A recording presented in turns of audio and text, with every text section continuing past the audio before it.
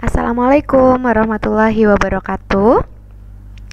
Halo anak-anak kelas 8E, alhamdulillahirrabbilalamin. Pada kesempatan kali ini kita bisa bertemu lagi di kelas 8.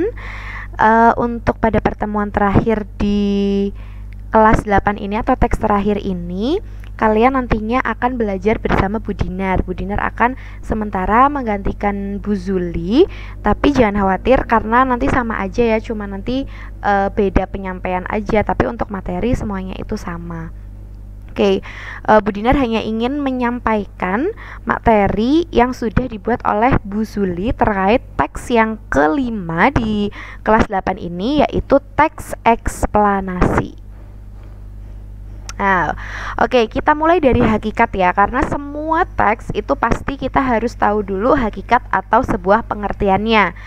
Jadi yang namanya teks eksplanasi itu berasal dari kata explain, dari serapan bahasa Inggris yang artinya adalah menjelaskan. Kalau kita mengexplain itu kan berarti kita menjelaskan kepada pembaca atau pendengar gitu ya. Sama dengan teks eksplanasi, yaitu teks yang menjelaskan hubungan peristiwa atau proses terjadinya sesuatu, baik alam maupun sosial yang terjadi di kehidupan sehari-hari.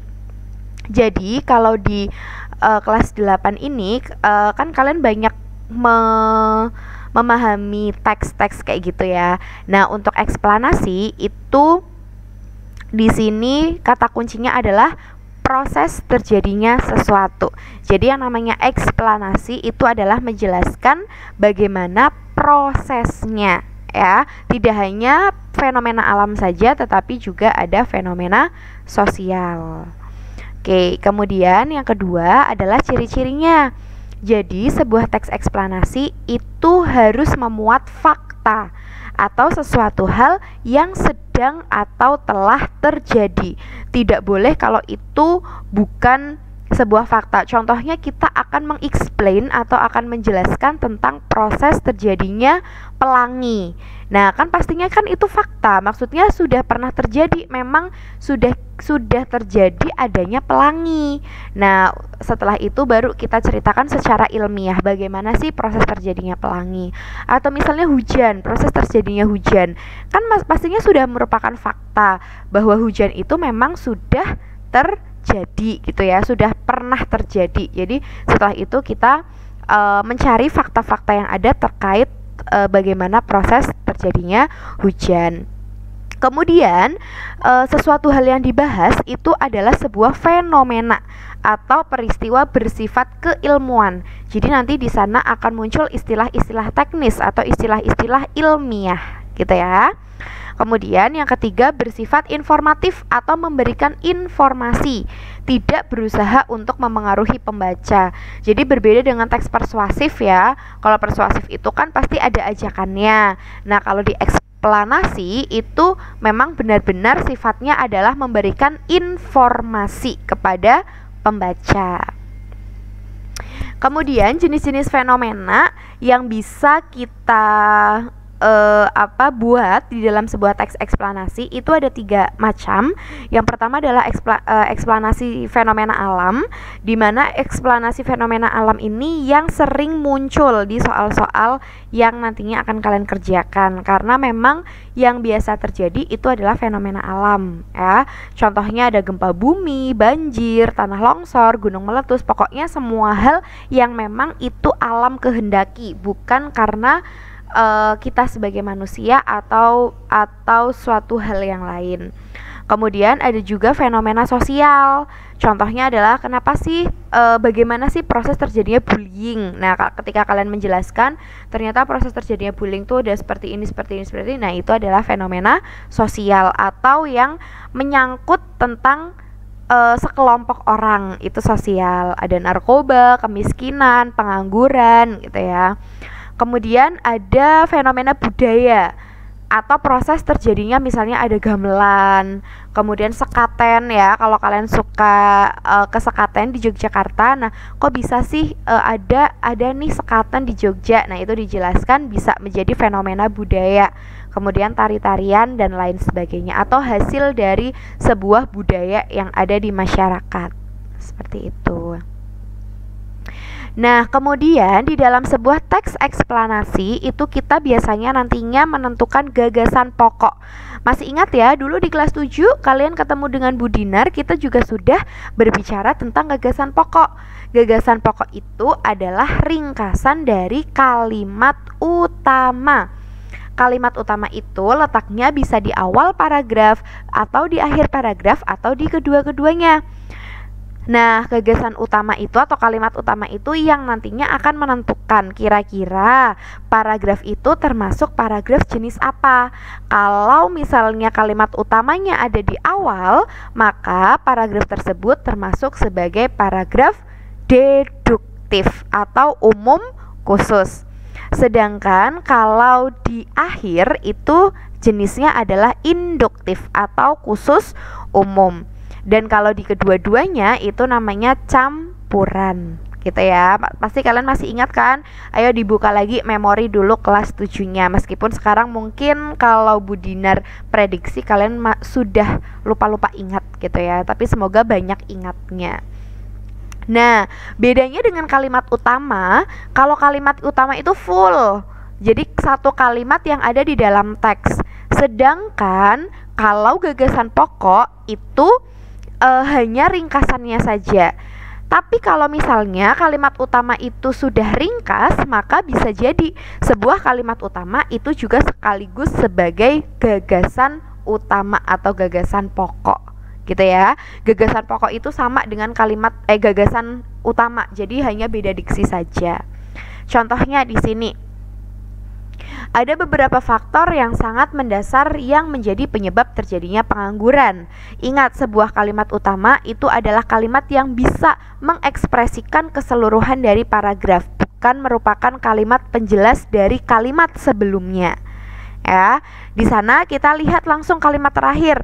Sehingga kualifikasi yang dimiliki oleh pencari kerja tidak sesuai dengan tuntutan yang ada. Nah, di sana ada kata sehingga. Kalau sehingga itu kan berarti masih menjelaskan kalimat sebelumnya. Otomatis kalimat terakhir bukan merupakan kalimat utama. Jadi kalimat utamanya ada di awal paragraf. Nah, kita ringkas tuh dari kalimat ada beberapa faktor yang sangat mendasar yang menjadi penyebab terjadinya pengangguran. Nah, keringkasannya adalah faktor-faktor yang mendasar, faktor-faktor mendasar penyebab terjadinya pengangguran. Maksudnya apa? Maksudnya paragraf itu membahas tentang faktor-faktor mendasar penyebab terjadinya pengangguran. Begitu ya. Semoga kalian masih ingat. Kemudian di dalam sebuah teks eksplanasi itu juga muncul pola pengembangan atau bagaimana eksplanasi tersebut nantinya akan terjalin. Yang pertama adalah pola pengembangan kausalitas. Masih ingat ya, kausalitas itu adalah sebab akibat. Jadi di sana nanti banyak muncul konjungsi sebab akibat. Kemudian yang kedua, pengembangannya adalah dengan pengembangan kronologis atau proses. Maksudnya adalah dikembangkan dengan pola urutan secara runtut atau berhubungan dengan waktu. Jadi nanti akan banyak muncul konjungsi-konjungsi kronologis atau urutan waktu. Contohnya di paragraf yang kausalitas, di sana banyak muncul karena, mengakibatkan. Nah, semua itu adalah konjungsi kausalitas. Kemudian di pola pengembangan kronologis, di sana banyak muncul konjungsi-konjungsi kronologis seperti lalu, kemudian, dan lain sebagainya. Begitu ya. Jadi dilihat kira-kira nanti mayoritas atau dominan yang mana, apakah konjungsi kausalitas ataukah kronologis. Kemudian selanjutnya struktur. Nah, ini adalah salah satu juga yang membedakan antara teks yang satu dengan teks yang lain di bagian struktur. Di eksplanasi ada 3 struktur. Yang pertama adalah identifikasi fenomena. Identifikasi fenomena itu isinya adalah identifikasi terhadap fenomena atau peristiwa yang akan dijelaskan. Biasanya itu mengenalkan secara umum bagaimana apa fenomena yang akan dijelaskan proses terjadinya. Itu kayak gitu. Jadi secara keseluruhan kalau di eksposisi itu sama dengan pengenalan isu. Tapi kan karena ini bukan sebuah masalah, melainkan sebuah fenomena, maka namanya adalah identifikasi fenomena. Kemudian yang kedua adalah rangkaian kejadian atau biasa kita sebut sebagai isi dari sebuah teks eksplanasi. Nah, di sana isinya adalah rincian dari kejadian yang menjelaskan sebab akibat atau kronologis. Jadi tadi pola pengembangan eksplanasi tadi itu munculnya di rangkaian kejadian. Di sana kan sudah dijelaskan nih di identifikasi fenomena. Oh, yang akan dijelaskan adalah hujan, fenomena hujan. Nah, di rangkaian kejadian itu di sana muncul sebab akibatnya. Mengapa kok terjadi hujan? Bagaimana terjadinya hujan? Nah, semua itu dijelaskan di rangkaian kejadian. Kemudian yang ketiga ada ulasan. Ulasan itu isinya adalah komentar atau penilaian tentang kejadian yang dipaparkan sebelumnya. Berarti kan udah selesai tuh bagaimana dan mengapa fenomena itu bisa terjadi. Nah, setelah itu diberi komentar di bagian ulasan. Gitu ya. Nah, ini ada contoh bagian identifikasi fenomena. Bisa kalian lihat dan dibaca sendiri ya. Nanti untuk lebih jelasnya kita akan bertemu di Zoom meeting di pertemuan selanjutnya untuk membahas tentang contoh dari paragraf teks ulasan. Kemudian ini ada rangkaian kejadian, tapi mohon maaf karena agak sedikit tertutup ya. Oke.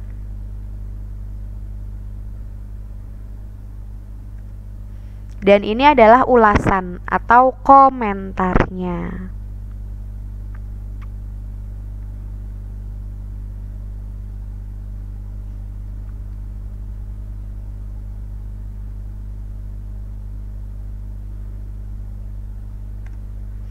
Oke, kemudian setelah kita tahu strukturnya, kita juga harus tahu kaidah kebahasaan atau apa saja ciri bahasa yang digunakan di dalam teks eksplanasi. Yang pertama pasti, karena tadi pola pengembangannya adalah kausalitas dan kronologis, pasti menggunakan konjungsi kausalitas dan juga konjungsi kronologis. Masih ingat ya pasti ya, kalau kausalitas itu ada karena, jika, akibat, agar, oleh karena itu, dengan demikian, bila, kalau, dan lain sebagainya. Kalau kronologis itu menunjukkan urutan waktu, kemudian, lalu, setelah, pada akhirnya, awalnya, sebelum, dan lain sebagainya. Kemudian menggunakan kata teknis seperti yang tadi Bu Dinar sampaikan, karena ini adalah menjelaskan fenomena. Jadi akan banyak muncul istilah-istilah ilmiah atau kata teknis yang berhubungan dengan bidang tertentu, tergantung apa fenomena yang akan dipaparkan. Kemudian yang terakhir adalah kata benda merujuk jenis fenomena. Contohnya ya tadi ada gempa bumi, banjir, tanah longsor, kemudian kemiskinan, narkoba, dan lain sebagainya. Itu semua adalah sebuah kata benda yang merujuk pada sebuah fenomena. Kemudian selanjutnya langkah-langkah menulis. Kalau untuk menulis sebenarnya hakikatnya sama ya, konsepnya sama seperti menulis teks-teks yang lain. Pastinya yang pertama adalah menentukan topik dulu. Kira-kira kalian itu akan menulis fenomena apa? Apakah fenomena alam atau fenomena sosial ataukah fenomena budaya. Nah, kemudian yang kedua itu menyusun kerangkanya dulu atau pokok-pokok pikiran. Bisa kalian tulis dulu gagasan-gagasan utamanya atau gagasan-gagasan pokoknya. Kemudian setelah itu mengumpulkan bahan atau fakta. Jadi kalau udah tahu mau nulis apa, kalian kumpulkan bahan dari fakta-fakta yang ada, bisa dari sumber-sumber yang terpercaya, dari buku, jurnal, hasil penelitian, dan lain sebagainya. Kemudian yang terakhir itu mengembangkan kerangka yang sudah kalian buat tadi menjadi sebuah teks eksplanasi yang utuh. Nah, itu tadi materi yang dapat Bu Dinar sampaikan terkait tentang teks eksplanasi. Jangan lupa setelah kalian memahami apa yang sudah Bu Dinar sampaikan di video pembelajaran kali ini, silakan video ini diputar satu kali lagi sembari kalian menulis. Jadi kalau tadi kalian menyimak, kemudian nanti setelah ini silakan kalian menulis hal-hal yang penting di buku kalian, karena Bu Dinar yakin kalau kalian hanya mendengarkan saja nanti akan hilang karena memori kita sangat terbatas, memori manusia sangat terbatas. Maka dari itu kita harus membuat sebuah catatan agar apa? Agar memori yang pernah kita pahami itu masih terdokumentasikan dengan baik. Jadi kalau nanti kalian lupa, kalian bisa membuka catatannya. Begitu ya. Jadi tugas untuk pertemuan pada kali ini adalah kalian menyimak video pembelajaran dari Bu Dinar dan kalian membuat rangkuman atau ringkasan dari apa yang Bu Dinar sampaikan. Catat hal-hal yang penting untuk menjadi referensi sumber belajar kalian di rumah masing-masing. Kemudian kalau masih ada yang dibingungkan, jangan sungkan untuk kalian bertanya ke Bu Dinar melalui grup daring masing-masing kelas atau grup daring 8E ya. Bu Dinar cukupkan media pembelajaran pada pertemuan kali ini. Di sini Bu Zuli mengatakan atau membuat quotes ya, barang siapa bersungguh-sungguh maka dia akan mendapatkan kesuksesan. Maka dari itu ketika kalian bersungguh-sungguh dan juga kalian tadi secara ikhlas mendengarkan penjelasan dari Bu Dinar, maka insya Allah kalian juga akan sukses dalam memahami teks eksplanasi yang menjadi teks terakhir di semester 1 kelas 8 ini. Bu Dinar harapkan nanti ketika pada saatnya tiba kita mengerjakan soal, kalian bisa mengerjakan dengan baik dan juga bisa mendapatkan nilai yang sempurna. Amin ya. Oke, Bu Dinar cukupkan sampai di sini. Terima kasih untuk pertemuan kita pada kali ini. Mohon maaf apabila banyak salah. Sampai bertemu lagi. Bu Dinar akhiri. Wassalamualaikum warahmatullahi wabarakatuh.